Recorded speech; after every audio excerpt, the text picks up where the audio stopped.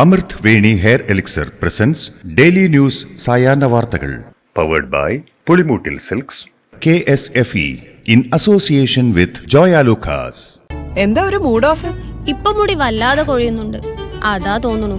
ഈസ്ട്രജന്റെയും vitamin ഡിയുടെയും കുറവാണ് മിക്ക സ്ത്രീകളുടെയും മുടി കൊഴിച്ചിലിന്റെ പ്രധാന കാരണം. അമൃത് Veni hair elixir for women സ്ത്രീകളുടെ മുടിയുടെ വളർച്ചയ്ക്കും ശക്തിക്കും അത്യാവശ്യമായ herbal ഈസ്ട്രജനാലും vitamin ഡിയാലും സമ്പുഷ്ടമാക്കിയതാണ് Amrit Veni hair elixir for women. നമസ്കാരം, ഞാൻ പ്രവീജ വിനീത്. ഡെയിലി ന്യൂസിന്റെ സായാഹ്ന വാർത്തകളിലേക്ക് സ്വാഗതം. ഇന്ന് മെയ് 14 ബുധനാഴ്ച. ഇന്ത്യയും പാകിസ്ഥാനും അതിർത്തികളിൽ നിന്ന് സേനയെ വെട്ടിക്കുറയ്ക്കാനുള്ള പദ്ധതി തയ്യാറാക്കി. 2 DGMOമാരും ഇന്ന് വിവരം പരസ്പരം കൈമാറിയേക്കും. അതിർത്തിയിൽ അധികം വിന്യസിച്ച സൈനികരെ കുറയ്ക്കും. അതിർത്തികളിൽ എത്തിച്ച കൂടുതൽ പടക്കോപ്പുകളും പിൻവലിക്കും. DGMOമാർ ചർച്ച തുടരാൻ പ്രതിനിധികളെ ചുമതലപ്പെടുത്തിയേക്കും. പഞ്ചാബിൽ നിന്നും ഏപ്രിൽ 23 അതിർത്തി കടന്നെന്നാരോപിച്ച് പാകിസ്ഥാൻ കസ്റ്റഡിയിലെടുത്ത BSF ജവാൻ പൂർണം കുമാർ ഷായെ മോചിപ്പിച്ചു. ഇദ്ദേഹത്തെ ഇന്ത്യയ്ക്ക് കൈമാറി. അതിർത്തിയിൽ ജോലി ചെയ്യുന്നതിനിടെ തണൽ തേടി മരച്ചുവട്ടിൽ ഇരുന്നപ്പോഴാണ് ഇദ്ദേഹത്തെ പാകിസ്ഥാൻ കസ്റ്റഡിയിലെടുത്തതെന്നാണ് വിവരം. ഇന്ത്യയുടെയും പാകിസ്ഥാന്റെയും DGMOമാർ തമ്മിൽ നടന്ന ചർച്ചയിൽ ഈ വിഷയം ഉയർന്നുവന്നിരുന്നു. രാജസ്ഥാനിൽ ഇന്ത്യയുടെ അതിർത്തിക്കകത്തു നിന്നും BSF ജവാന്മാർ പിടികൂടിയ പാകിസ്ഥാൻ സൈന്യത്തിലെ റേഞ്ചറെ പാകിസ്ഥാനെ കൈമാറി. പാകിസ്ഥാന്റെ പിടിയിലായിരുന്ന BSF ജവാൻ PK ഷായുടെ മോചനത്തിന് പിന്നാലെയാണ് വാഗ അട്ടാരി അതിർത്തി വഴി പാകിസ്ഥാന്റെ സൈനികനെയും കൈമാറിയത്. PK ഷാ ഇപ്പോൾ BSFിലെ സഹപ്രവർത്തകർക്കൊപ്പമാണെന്ന് വ്യക്തമാക്കുന്ന ചിത്രങ്ങൾ ഇന്ത്യൻ അതിർത്തി രക്ഷാസേന പുറത്തുവിട്ടിട്ടുണ്ട്. BJPക്ക് എന്തെങ്കിലും ആത്മാർത്ഥതയുണ്ടെങ്കിൽ കേണൽ സോഫിയ ഖുറേഷിക്കെതിരെ വിഷലിപ്തമായ പ്രസ്താവന നടത്തിയ മന്ത്രിയെ പുറത്താക്കണമെന്ന് ജോൺ ബ്രിട്ടാസ് MP. മന്ത്രിയുടെ വിവാദ പ്രസംഗത്തിനിടെ ഒപ്പമുണ്ടായിരുന്ന BJP നേതാക്കളെല്ലാം ആർത്തട്ടഹസിച്ച് ചിരിക്കുകയായിരുന്നുവെന്നും ജോൺ ബ്രിട്ടാസ് പറഞ്ഞു. 40 കോടിയോളം വിലമതിക്കുന്ന മയക്കുമരുന്നുമായി 3 സ്ത്രീകൾ കരിപ്പൂർ വിമാനത്താവളത്തിൽ എയർ കസ്റ്റംസിന്റെ പിടിയിൽ. ഇന്നലെ രാത്രി തായ്ലൻഡിൽ നിന്നും എയർ ഏഷ്യ വിമാനത്തിൽ കരിപ്പൂരിൽ ഇറങ്ങിയ ചെന്നൈ സ്വദേശിനി റാബിയത്ത് സൈദു സൈനുദ്ദീൻ, കോയമ്പത്തൂർ സ്വദേശിനി കവിത രാജേഷ് കുമാർ, തൃശൂർ സ്വദേശിനി സിമി ബാലകൃഷ്ണൻ എന്നിവരിൽ നിന്നാണ് 34 കിലോ ഹൈബ്രിഡ് കഞ്ചാവും 15 കിലോയോളം തൂക്കം വരുന്ന തായ്ലൻഡ് നിർമ്മിത ചോക്ലേറ്റ്, കേക്ക്, ക്രീം ബിസ്ക്കറ്റ് എന്നിവയിൽ കലർത്തിയ രാസലഹരിയും പിടികൂടിയത്. സുപ്രീംകോടതിയുടെ പുതിയ ചീഫ് ജസ്റ്റിസായി BR ഗവായ് ചുമതലയേറ്റു. രാഷ്ട്രപതി ഭവനിൽ നടന്ന ചടങ്ങിൽ രാഷ്ട്രപതി ദ്രൌപദി മുർമു സത്യവാചകം ചൊല്ലിക്കൊടുത്തു. പ്രധാനമന്ത്രി നരേന്ദ്രമോദി, പ്രതിപക്ഷ നേതാവ് രാഹുൽ ഗാന്ധി, ഉപരാഷ്ട്രപതി ജഗ്ദീപ് ധൻകർ തുടങ്ങിയവർ ചടങ്ങിൽ പങ്കെടുത്തു. സംസ്ഥാന സർക്കാർ ജീവനക്കാരായിരുന്ന PSC ചെയർമാനും അംഗങ്ങൾക്കും ഉയർന്ന പെൻഷൻ അനുവദിച്ച് സംസ്ഥാന സർക്കാർ ഉത്തരവിട്ടു. കേരള ഹൈക്കോടതി ഉത്തരവിനെ തുടർന്നാണ് തീരുമാനമെന്നാണ് വിശദീകരണം. പെൻഷൻ ആനുകൂല്യത്തിന് സർക്കാർ സർവീസിനൊപ്പം PSC അംഗമെന്ന നിലയിലെ സേവനകാലവും പരിഗണിക്കാമെന്ന് ഉത്തരവിൽ പറയുന്നു. ശബരിമല ഗ്രീൻഫീൽഡ് വിമാനത്താവളത്തിന്റെ സ്ഥലം ഏറ്റെടുക്കലിനുള്ള റവന്യൂ സർവേ മെയ് 21 മുതൽ ആരംഭിക്കും. സാമൂഹികാഘാത പഠന റിപ്പോർട്ടിന്റെ അടിസ്ഥാനത്തിൽ സ്ഥലം ഏറ്റെടുപ്പിനായി 8 സർവേയർമാരെ നിയമിച്ചു. 8 മാസത്തിനുള്ളിൽ നടപടികൾ പൂർത്തിയാക്കാനാണ് സർക്കാർ നിർദ്ദേശം. 2 ഘട്ടമായാണ് സ്ഥലം ഏറ്റെടുപ്പിനുള്ള റവന്യൂ സർവേ നടക്കുക. തിരുവല്ല പുളിക്കീഴ് ബീവറേജസ് ഗോഡൌണിലെ തീപിടുത്തത്തിൽ സർക്കാർ ഉന്നതതല അന്വേഷണം നടത്തും. ഇന്നലെ രാത്രിയിലുണ്ടായ തീപിടുത്തത്തിൽ 10 കോടിയിലധികം രൂപയുടെ നഷ്ടമുണ്ടായെന്ന് ബെവ്കോ CMD ഹർഷിത അട്ടല്ലൂരി വ്യക്തമാക്കി. 10-ലധികം ഫയർഫോഴ്സ് യൂണിറ്റുകൾ മണിക്കൂറുകൾ ശ്രമിച്ചാണ് തീ നിയന്ത്രണ വിധേയമാക്കിയത്. ബെവ്കോ ഗോഡൌണും ഔട്ട്ലെറ്റും പൂർണ്ണമായി കത്തിനശിച്ചു.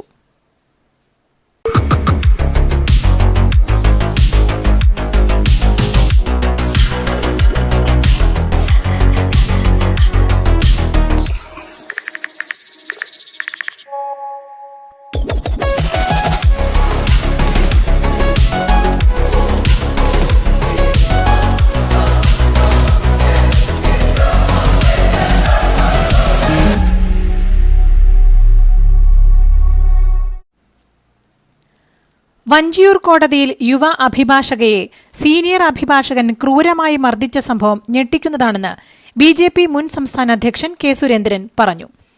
സർക്കാർ പ്രതിയെ സംരക്ഷിക്കുകയാണെന്നും അഭിഭാഷകയ്ക്ക് ഗുരുതരമായി പരിക്കേറ്റിട്ടും പ്രതിയെ അറസ്റ്റ് ചെയ്യാൻ പോലീസ് തയ്യാറാവാത്തത് ഗൌരവതരമാണെന്നും അദ്ദേഹം പറഞ്ഞു.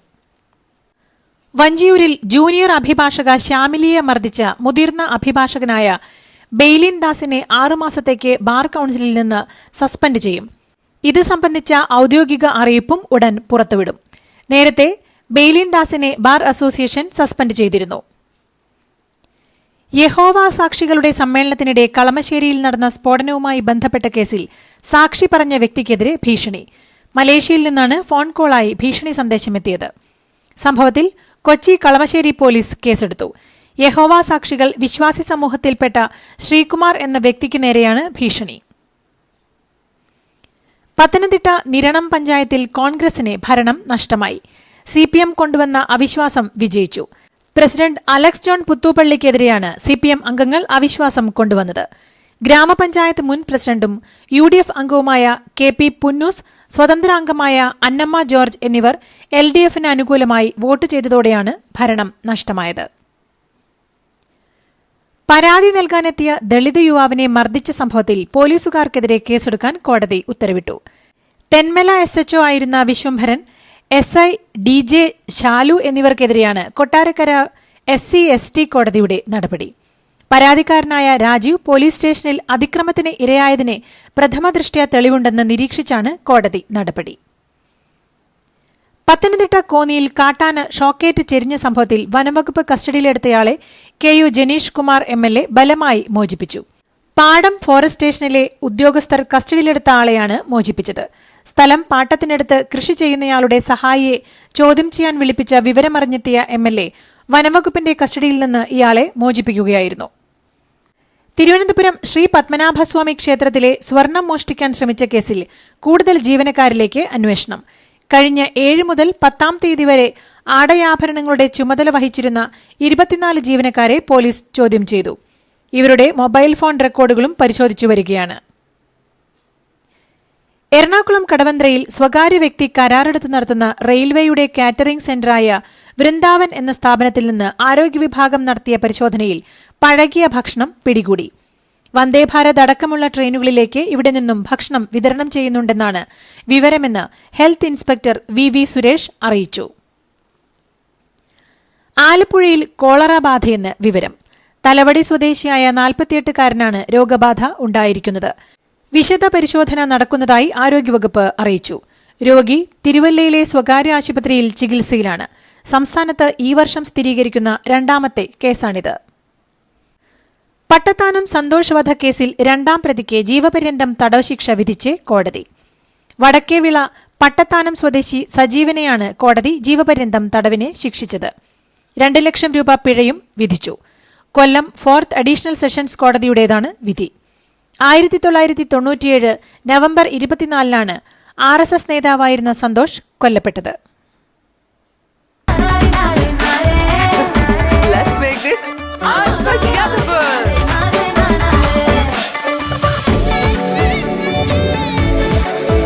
Make every wedding unforgettable with Joya Lucas Diamond Wedding Collection. Joya Lucas, world's favorite jeweler.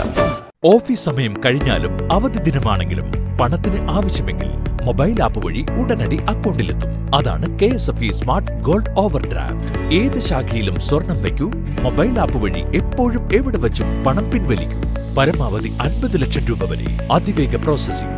24/7 സേവനം. ഇനി ആവശ്യങ്ങൾക്ക് അവധി കൊടുക്കേണ്ട, സമയവും നോക്കേണ്ട. KSFE smart gold over draft. Digitally super charge your gold. പാകിസ്ഥാന്റെ ഷെല്ലാക്രമണത്തിൽ പരിക്കേറ്റ ഒരു BSF ജവാൻ കൂടി വീരമൃത്യു വരിച്ചു.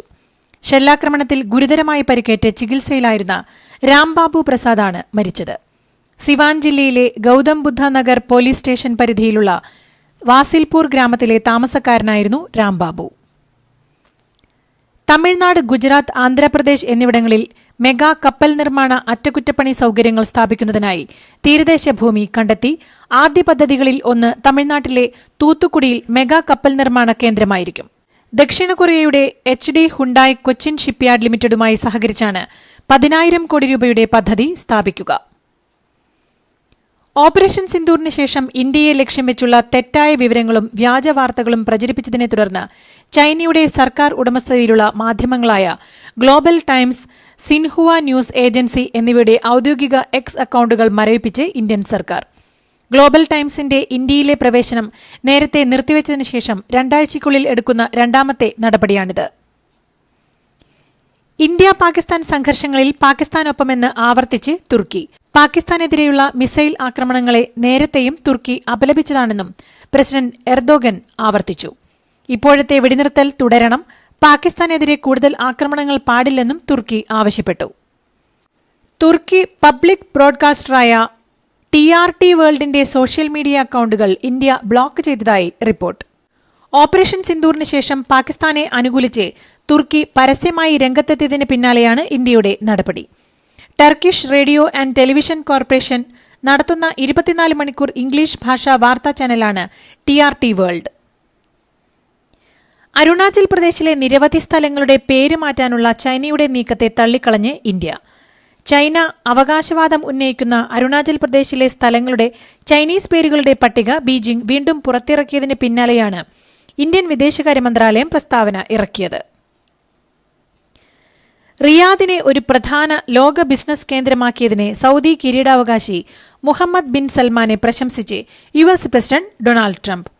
റിയാദിൽ ബിസിനസ് ഉന്നതരുടെ സമ്മേളനത്തെ അഭിസംബോധന ചെയ്തുകൊണ്ട് സംസാരിക്കവെയാണ് വിമർശനങ്ങളെ മറികടന്ന് തന്റെ രാജ്യത്തെ ശക്തമായ ഒരു ബിസിനസ് കേന്ദ്രമാക്കി വളർത്തിയതിനെ രാജകുമാരനെ ട്രംപ് പ്രശംസിച്ചത്. ടെക്നോളജി ഭീമനായ മൈക്രോസോഫ്റ്റ് ആഗോളതലത്തിൽ 6000-ലധികം തൊഴിലാളികളെ പിരിച്ചുവിടുമെന്ന് റിപ്പോർട്ടുകൾ. സമീപകാലത്ത് മൈക്രോസോഫ്റ്റിന് ശക്തമായ സാമ്പത്തിക വളർച്ച ഉണ്ടായിരുന്നിട്ടും പിരിച്ചുവിടലുകൾ സംഭവിക്കുന്നു എന്നതാണ് ശ്രദ്ധേയം. ഇതോടുകൂടി ഇന്നത്തെ ഡെയിലി ന്യൂസ് സായന്ന വാർത്തകൾ സമാപിക്കുന്നു. ഡെയിലി ന്യൂസിനു വേണ്ടി വാർത്തകൾ വായിച്ചത് പ്രവീജ വിനീത്. DailyNewsLive.in വാർത്തകൾ വിരൽ തുമ്പിൽ.